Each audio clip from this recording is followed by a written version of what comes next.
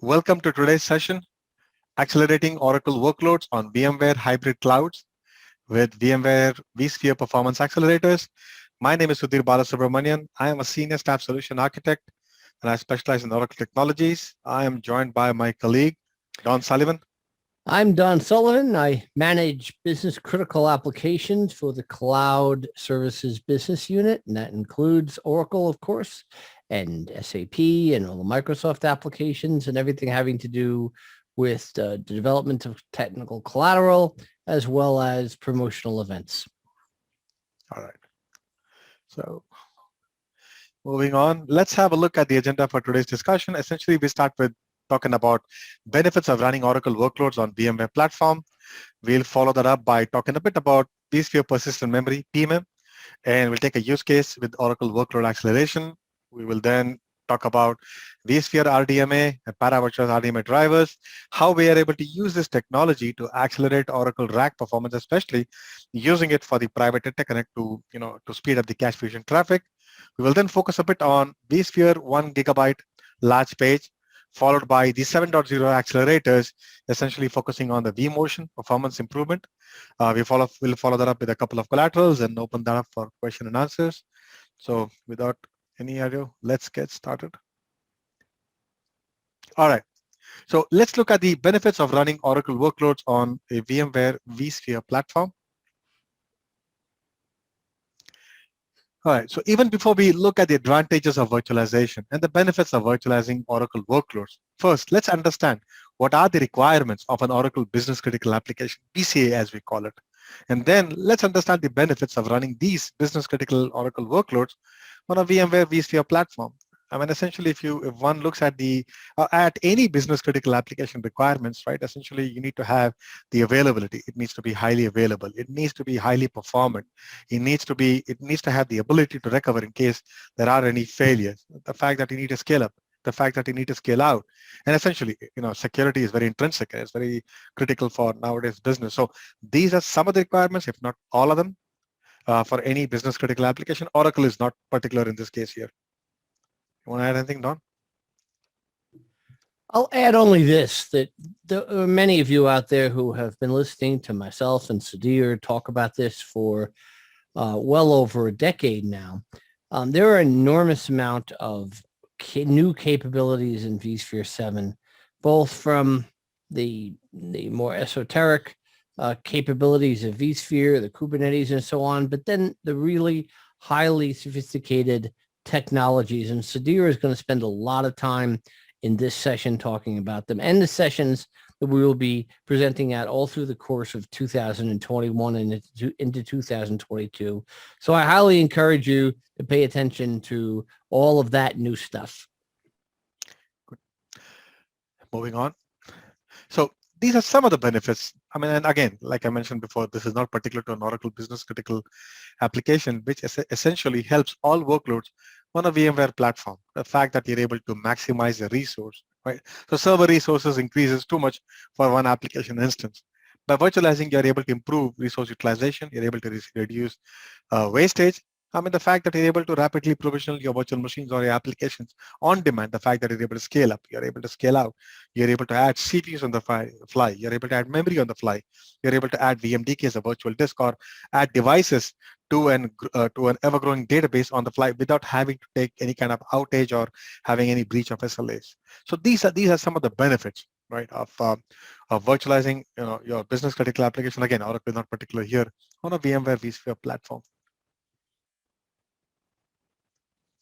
All right. Well, when we look at this chart here, essentially, the key takeaway that we want you guys to take from here is essentially processes are getting faster. Caches are getting bigger.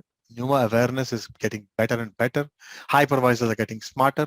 And of course, storage is faster, right? All of this makes a perfect sense for virtualizing most of the applications. With each and every version of VMware or vSphere, right? VMware has been increasing the performance and scalability of their platform by leaps and bounds. So any lingering performance concerns relating to VMware virtual machines, they are clearly due to a lagging perception from very early generations, which definitely we agree had limited capabilities here.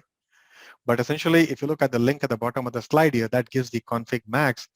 And if we were to look at the chart on the right, essentially with our latest release, VMware vSphere 7.0 U2, now one could scale up to a max of 768 vCPUs if one wanted to, right?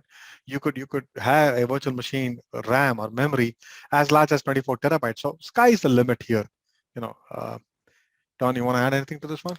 Only that this slide itself is becoming nostalgic. It actually was first created in 2008, and for the last 13 years, we have been adding on data to it. So I apologize to all of you out there who have seen it and seen it grow. You will also notice that the actual text is getting smaller because we have to actually try to keep it on the same slide. That's true. All right, moving on.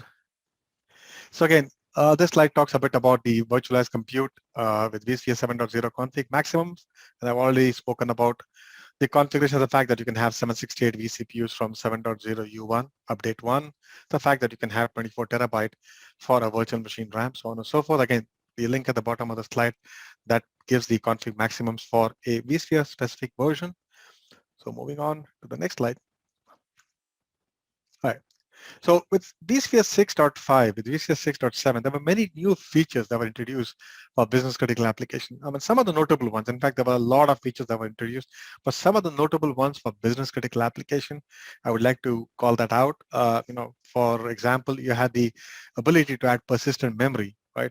Either as a block storage or either as byte addressable to a virtual machine. The fact that you're able to use virtualized RDMA drivers to accelerate your workload, your Oracle workloads performance, aka in this case, the use case is Oracle RAC, right? And the fact that we then started having the drive support, the 512E drive support, right?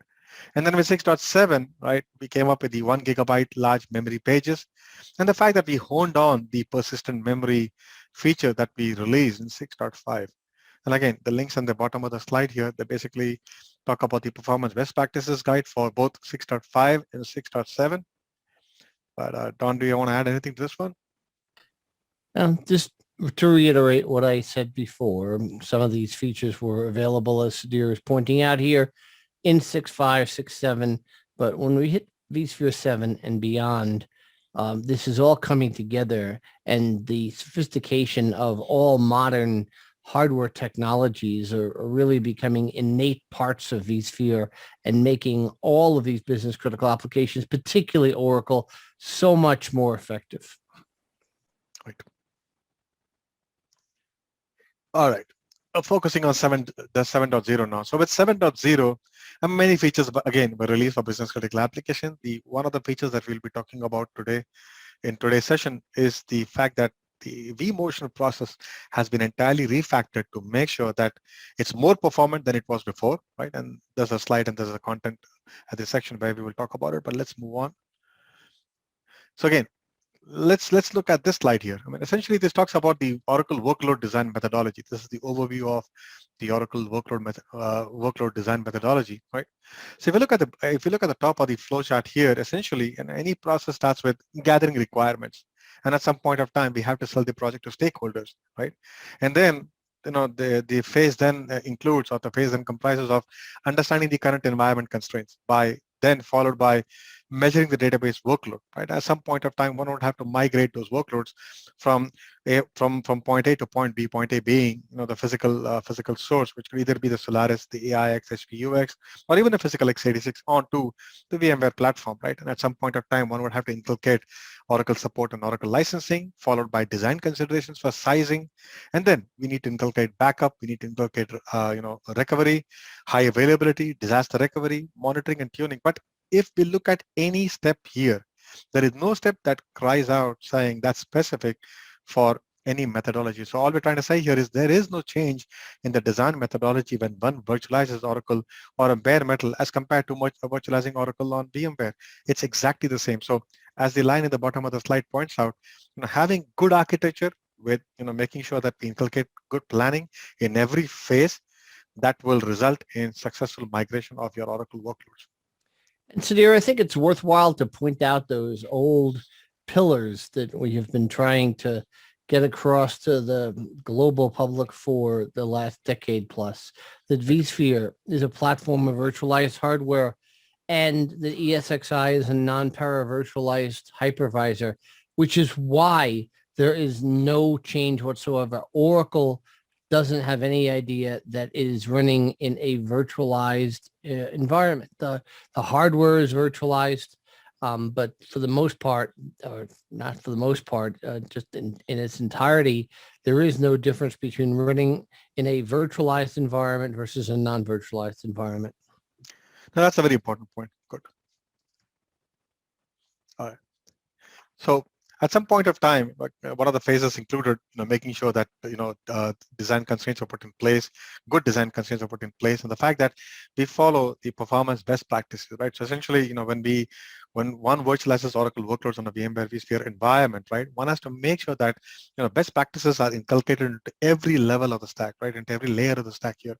So the link at the bottom of the slide essentially points to the Oracle DBA best practices guide, but it goes into tenets, it goes into concepts like using multiple PV SCSI controllers to make sure that there is load balancing, to make sure that there is adequate queue depth, there's adequate queue depth for all of the IO processing. Make sure that we have adequate queue depth for the VMDKs, the virtual disk, so that there is no bottleneck when one wishes to push a lot of IO right through the virtual machine for the particular workload. The fact that you don't want to over provision the vCPUs, the fact that you want to make sure that you inculcate the NUMA design, the non-uniform memory allocation design, right? That you want to stay within a NUMA node if you can, right? And the fact that at some point of time we start looking at memory, right? And then should you reserve memory, should you not reserve memory? So all of these, right? All of these tenets, all of these concepts are discussed in this guide here. The link to the guide is there in the bottom of the slide. Anything, Don? Yeah, I think I'd like to go back to another one of the pillars that we have espoused for so long. All of this is about that concept of right sizing, meaning understanding what your real application database requirements from a performance perspective are through the 4 dimensions of performance that the big blue matrix we showed before would indicate, and then build to that specification or that set of specifications, and you will be successful. Right. Okay, so this is a very important slide, because essentially, when we talk to customers across all 4 geos, right, we're global resources working for VMware. The first thing we say in any customer call is make sure that you read the documentation first, because there was a reason why these best practices or these documentation are written at the very first instance. I mean, these are lessons learned from the field. And then when one deploys these virtualized workloads in production on a VMware vSphere platform with all the best practices inculcated, then now it's time to accelerate these workloads using these vSphere new features that we'll be talking in the forthcoming sections. All right. So let's talk about some of the challenges in the current application world, right? So many of the requirements which are being dealt in the HPC world market, they're actually becoming more and more mainstream with enterprise applications, right? So one of the key technologies which has proven itself in the HPC market today, for example, is RDMA, right? So the InfiniBand RDMA, that is the de facto interconnect solution for most HPC or high performance computing, right? And if you start looking at some of these apps that requires it hardware accelerators, they include applications working on scale of data in the order of, let's say, terabytes or petabytes or exabytes instead of mega or gigabytes, right?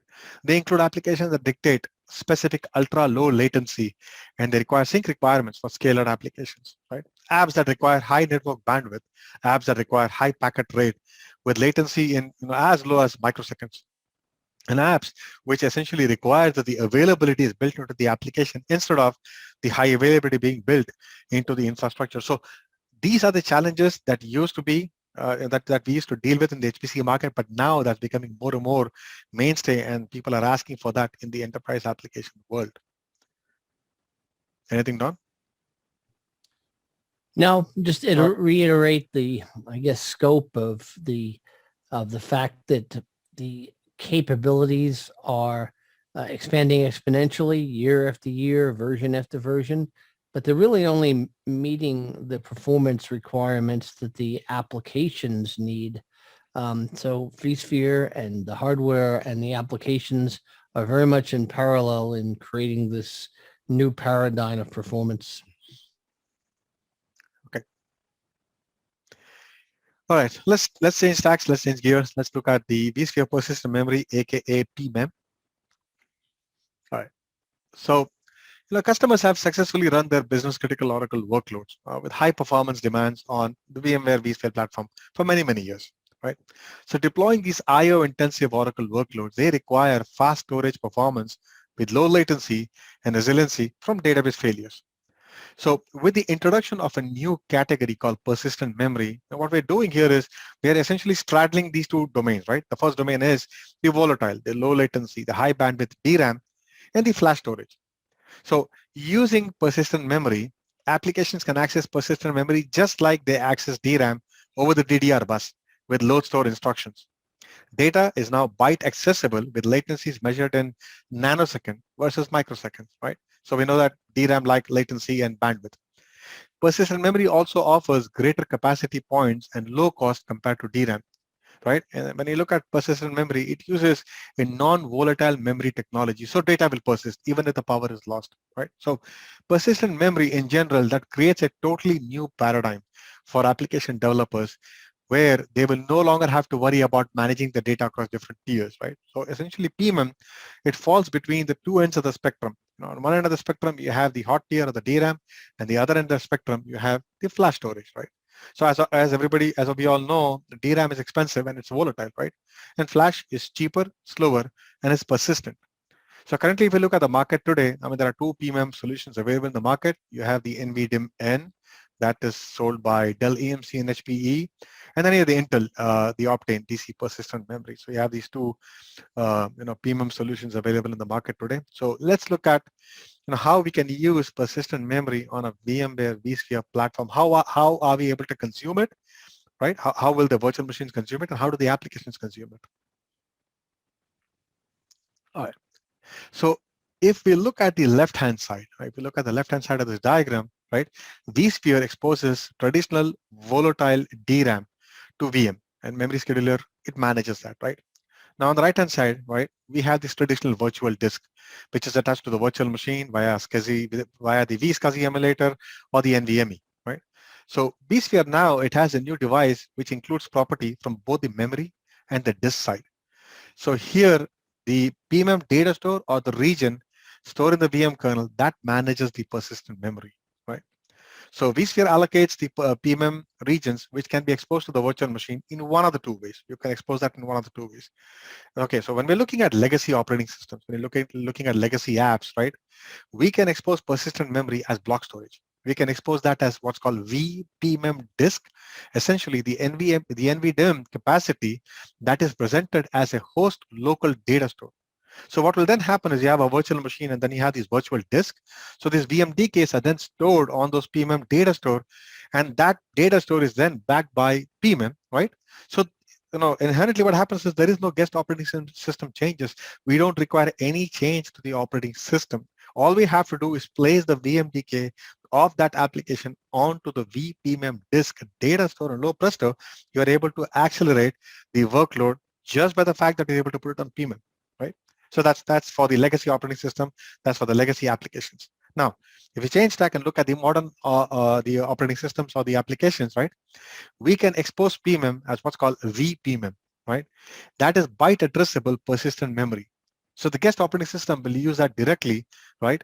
In the DAX mode, you can also use that in the block mode. Then what happens is you're now able to create an NVDIMM controller, right? Assign it to the virtual machine and then add a NVDIMM, a virtual NVDIMM to the virtual machine, and then expose that as byte addressable to the guest operating system. And then you're able to mount it using the DAX mode or the direct accessible mode. So again, there are two ways you can use persistent memory. You're able to use that either as a block store, or you're able to use that as byte addressable. Block store, typically the use cases are for legacy operating system, for applications where, really the applications of the OSs cannot take advantage of the byte addressable, the feature of PMM. So, inherently by placing those VMDKs of those applications on the vPMM disk data store, you're simply able to accelerate the performance. Well, with modern applications, with modern operating systems, you're able to address it as byte addressable and take far more advantage of this particular feature. Don? I think you caught it all there. Okay, and the link at the bottom of the slide essentially is the white paper that speaks about the Oracle workloads running on a persistent memory platform, right? Or using both vPMM disk and PMM. But let me move on to the next slide and essentially talk about the use cases that's there in the white paper here. So essentially, there are three different use cases in the white paper. The first one is, how we are able to accelerate the performance of Oracle redo log activity. I mean, as we all know, I mean, if the redo log activity were to slow down, right, or if that's the bottleneck, then everything comes to a screeching halt, right? But simply putting the redo logs on the vPMM disk, or even putting it on vPMM, the byte addressable feature of persistent memory, we were able to accelerate the performance of an Oracle database, and we did see phenomenal increase in the performance, right? The second use case that's covered in the paper is accelerating performance using the Oracle database Smart Flash. I mean, essentially, if you look at the DB cache buffer, right, your primary cache is called the buffer cache, right? And the Smart Flash cache, that essentially is the secondary cache. So anytime you have the blocks that's selected from the DB cache or the buffer cache, that destages to the Smart Flash cache, right? And if we need, we could read or reread the blocks from the Smart Flash cache into the buffer cache, right? So there is no need to actually go down to the actual physical spindles or go down to the storage to read the block. So by essentially putting the Smart Flash cache on persistent memory, you're able to accelerate those read times, right? So you're able to accelerate the read times and make those reads or the rereads from the Smart Flash into the buffer cache. You're able to accelerate the speed, right? So that's the second use case. And the third use case, of course, is potential reduction in Oracle licensing. I mean, your bandwidth may vary, but again, these three use cases have been covered in this white paper, and the link in the bottom of the slide, that's the link to the white paper here.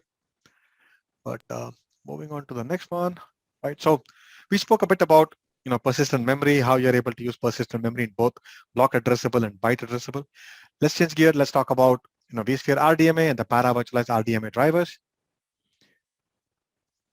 So as we all know, RDMA, I mean, that's basically a hardware transport protocol, right? And that's optimized for moving data to and from memory. What are some of the advantages of RDMA? Essentially, that's, as the name suggests, or as RDMA stands for, it stands for remote direct memory access, right? So it's an OS bypass. It's a zero copy. It's low latency, high bandwidth. Well, what are the use cases? Some of the use cases here. You could use the RDMA technology for mission critical Oracle RAC databases, essentially by using it for your private interconnect or for the cache fusion traffic, right? The fact that you can use RDMA for distributed databases, or let's say even big data, the Hadoop, Spark, storage like ISER, NFS, RDMA, NVMe, or Fabric, they all use the RDMA technology. HPC, that could be another genre of application that could take advantage of RDMA, the RDMA technology, right? So when we look at the para-virtualized RDMA driver that VMware provides, essentially, right, that's a dual function virtual PCIe device. Essentially, it has two components. There's the network interface, VMX Net3, and there's an RDMA provider, PB-RDMA, right? And it has full support for all the verbs for RDMA API. And yes, you can absolutely do a live vMotion. Snapshots are possible. It also adheres to VMware vSphere HA principle. So you're able to take advantage of the entire, all of the features that VMware vSphere provides you. And again, at the same point, accelerate the performance of your workload. Anything to add here, Don? I'm good. Go ahead. All right. So let's talk about a use case here. So Oracle RACs, essentially, if we look at the slide here, right, the cluster interconnect protocol, I mean, that was developed by Oracle and QLogic specifically, the RDS for Oracle RAC, and that was called RDS, or that was called Reliable Datagram Socket, and that is agnostic to underlying agnostic to underlying RDMA capable devices. And what it does is it simplifies the implementation, right? So we can then use RDS, right, over either a RDMA capable Ethernet network interface card like a NIC, or like an HCA, like an InfiniBand host channel adapter, right? So again, RDA, what it does, it's reliable socket offload driver, right? IPC protocol, low overhead, low latency, very high bandwidth. And as we all know, it frees up CPU cycle for application processing. It's agnostic to RDMA capable devices, and that can work over an RDMA capable Ethernet NIC or InfiniBand HCA. So essentially, if you look at the default way or the default linking of the Oracle RAC libraries, typically there is linked to an IPC, right? The Oracle RAC library is linked to IPC. What we can also do is link the Oracle RAC, libraries to RDS that can go over Rocky Fabric for the cluster interconnect, and that way we can take advantage of the PB RDMA para-virtualized drivers and also the RDMA card.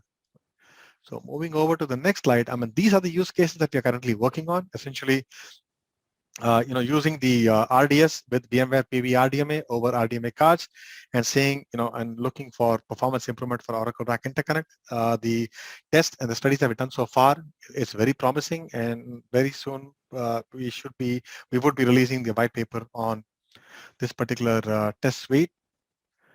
Anything to add, Don?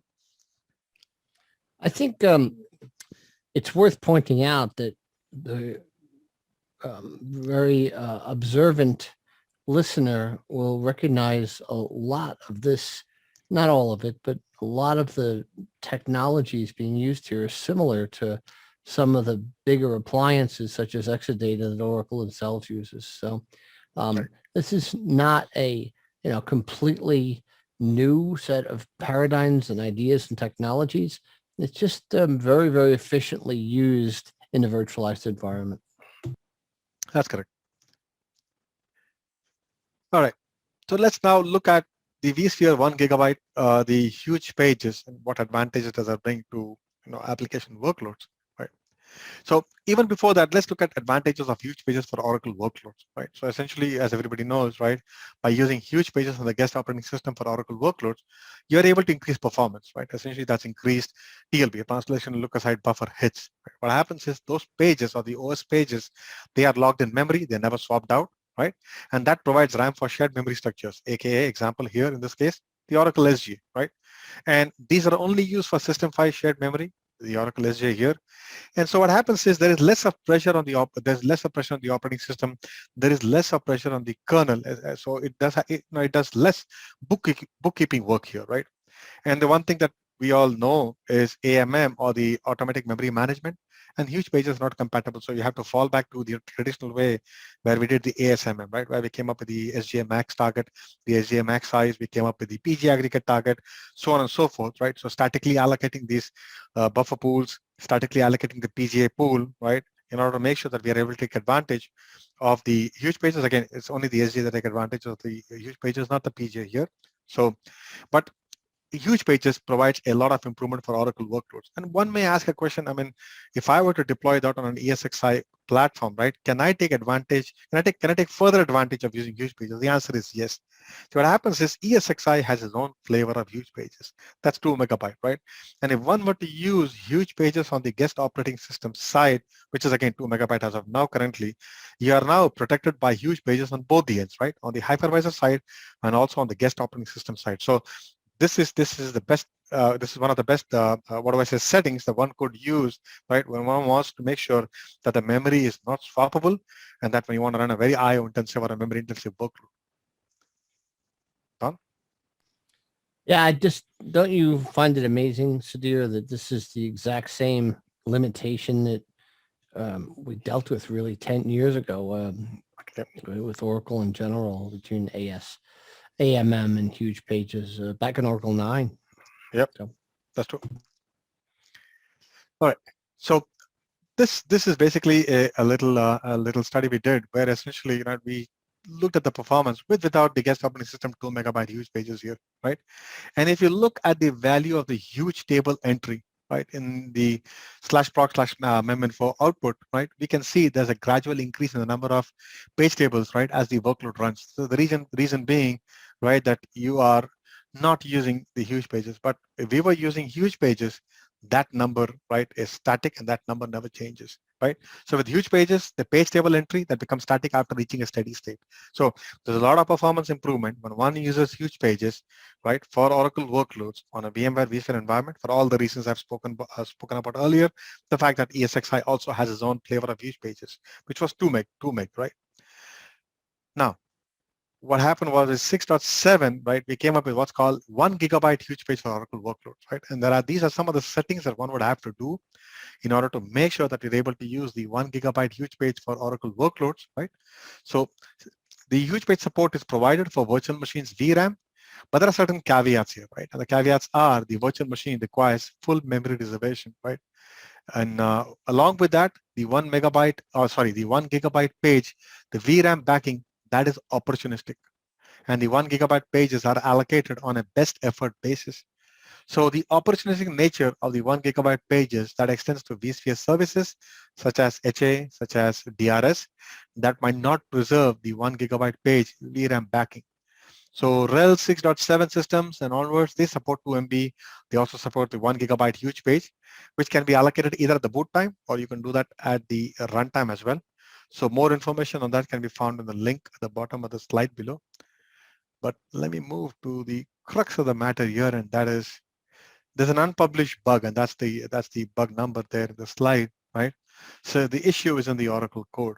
So essentially what happens then ideally, right, the fixed SGA, that would be in 2 megabyte huge pages. I mean, it's small enough to fit into a 2 MB huge pages, right? And this requires the additional changes to the Oracle code because Linux, the SHM interface only supports one huge page size, whatever it's set to, whether it's set to a 2 megabyte or 1 gigabyte. And that's the error that you get if we were to use 1 gigabyte with Oracle workloads. And this is nothing to do with VMware. This is on any platform, whether it's a physical x86 or a virtual x86.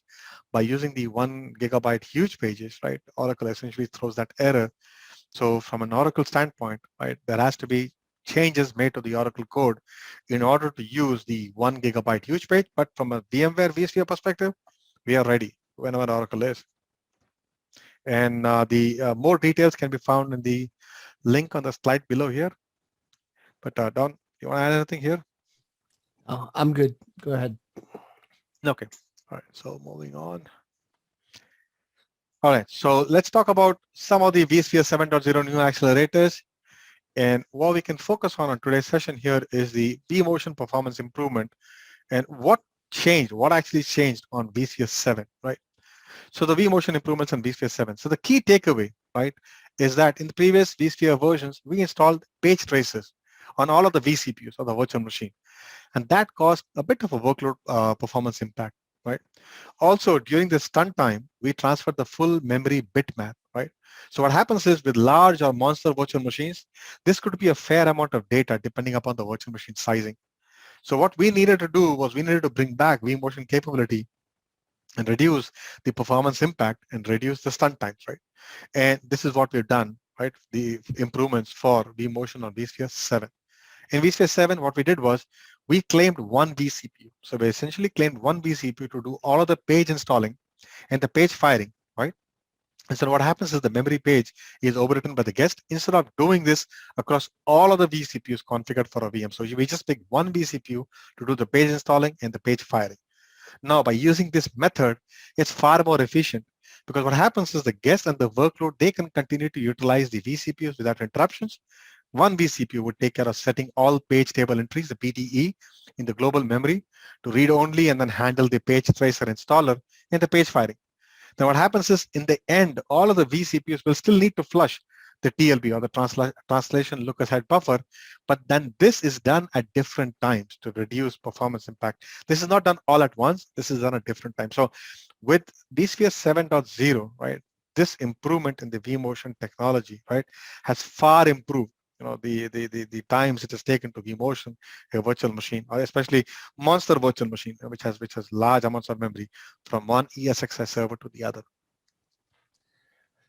So you may want to comment on the need when you are properly right sizing, as I mentioned earlier, to actually take this extra vCPU into account when you actually build out your virtual machine. Yep, that's absolutely correct. All right. Okay, so I think how are we doing for time, Don? We still have 10 minutes. Good. All right. So as part of the wrap up, right, some of the key takeaways. Essentially, there's a great opportunity for applications to leverage ultra-fast persistent memory in varied use cases and scenarios. So vSphere that offers comprehensive support and workload integration, leveraging PMM, for example. VMware is working with broad ecosystem players like Intel to deliver best of the breed, the PMM-powered infrastructure. RDMA, as everybody knows, that's a proven in high-performance environments. vSphere is making significant investment in the RDMA technology in the evolving landscape of machine learning, mission-critical workloads. vSphere that provides great flexibility to address all of the varied needs. Again, as I indicated, testing is in progress with Oracle RAC and with the RDMA technology, and hopefully with PV-RDMA in particular. And hopefully in the next coming month, we should have some guidance out on using PV-RDMA with Oracle workloads. These are some of the collaterals, and these collaterals can be found in the one-stop shop, essentially, Oracle and VMware collaterals on the one-stop shop. And again, moving on. So these are some important persistent memory articles, right? And again, the white paper is there on the top of the link to the white paper is there at the top of the slide here as well. And we also have a booth recording that's, where Don and I did a Micron booth recording during one of the VMworld. I forget, Don, was it VMworld 2017 or was it 18? I think it was 17. 17, yeah, where Don and I, we spoke about, Oracle performance using vSphere persistent memory, using Micron PMM devices, and some important RAC RDMA articles as well. That's a bit about me. That's a lot about Don here.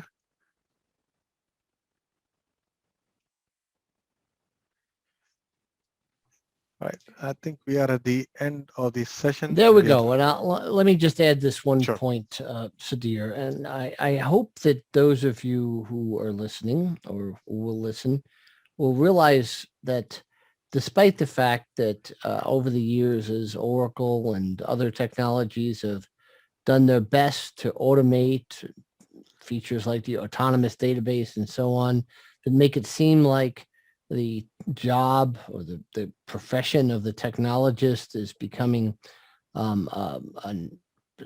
just not a necessity anymore. When you see these incredibly sophisticated new features that require very thoughtful architectural considerations when building out and right-sizing, as I said, I hope you will be enthusiastic about the future and about everything having to do with running Oracle on the world's greatest platform, that is VMware, in whatever form that you choose to use it. Oh, good. All right. So thank you for listening to us. I think we are ready for question and answers. Yep. Time for some Q&A. Please send your Q&A over the chat, or if you aren't able to do that, and you don't hesitate to send either one of us emails offline, and we will get to them. We do every day. Absolutely. Thank you.